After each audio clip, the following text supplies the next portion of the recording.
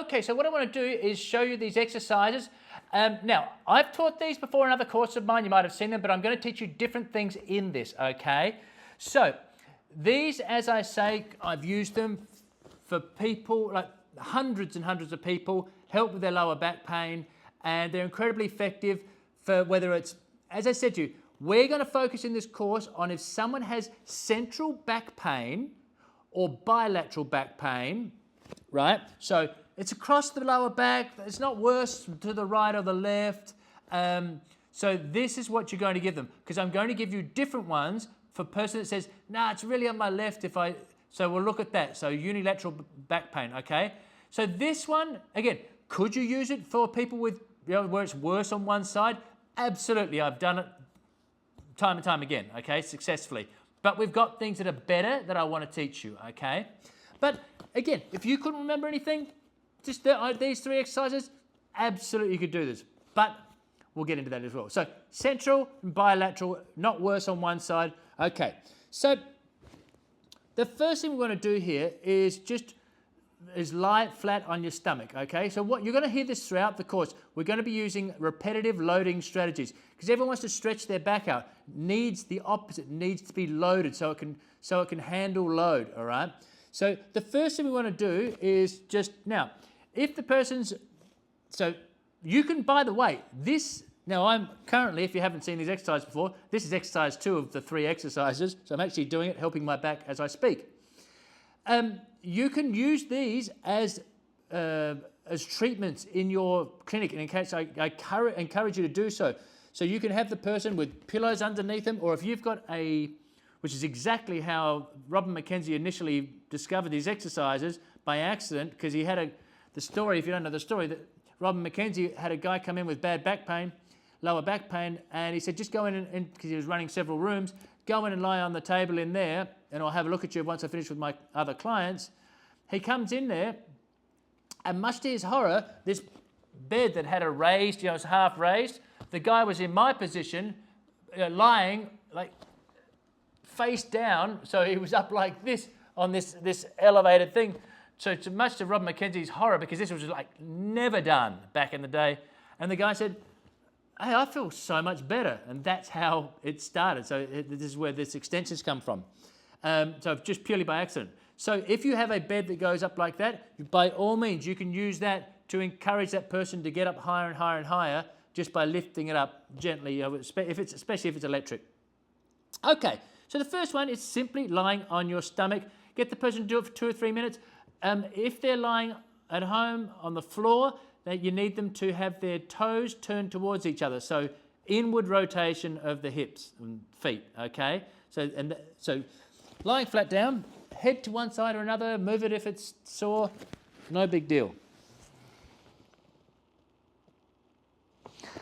Okay, so I'll come up so you can hear me with the microphone. So you get them to do that, that's exercise 1. Get them to do that for 2 or 3 minutes. They can do it for 5 minutes if they want to, but if they're pushed for time, just tell them 2 minutes.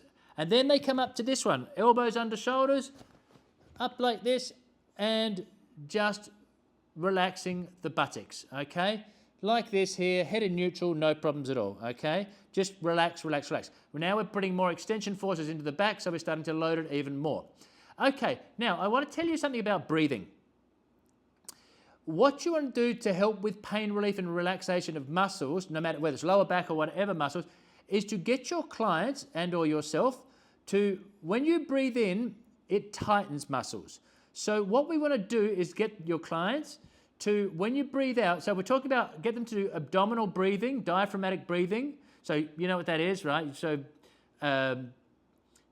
it's a whole another lecture in itself, but just, you know what it is, like breathing, not shallow breathing, breathing down, expand the ribs, that sort of thing. Diaphragmatic breathing. So in other words, nice big breaths, not laboured, but nice big breath. And then let's say that took 4 seconds, then get them to breathe out and try and make it like twice as long for the out breath. Because remember, out breath equals, or exhalation equals relaxation of the muscles and pain relief. So let's just say they breathe in. That's 4, and they're going to breathe out slowly to about 10 seconds, for example. And then once all the exhalation's gone out, then get them to say, hold that, not hold their breath, but like at the exhalation point,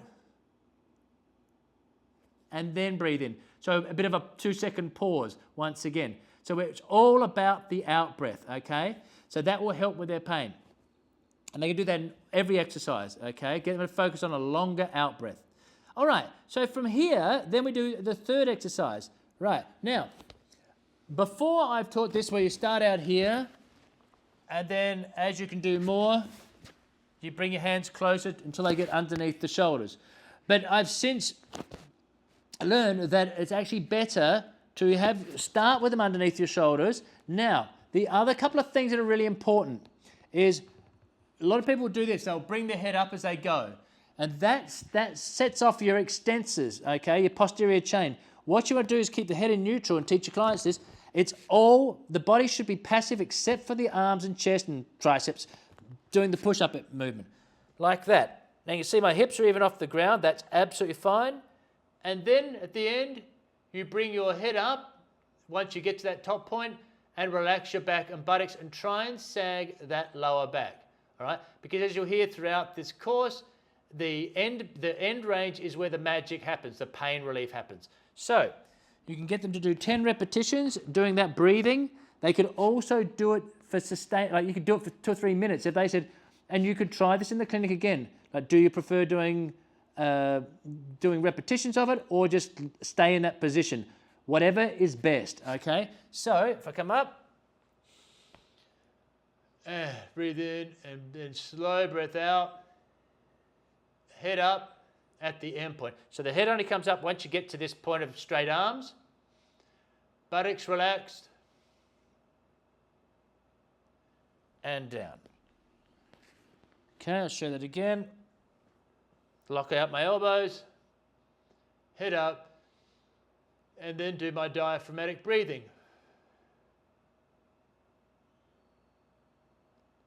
So if I was going to do repetitions, come up, breathe and do it 1 breath. You could do 2 or 3 breaths, but if you want to keep it simple for your clients, sag that back, buttocks relaxed, and coming down. Okay, so those exercises, as I've said to you, they are fantastic for lumbar pain, virtually all lumbar pain.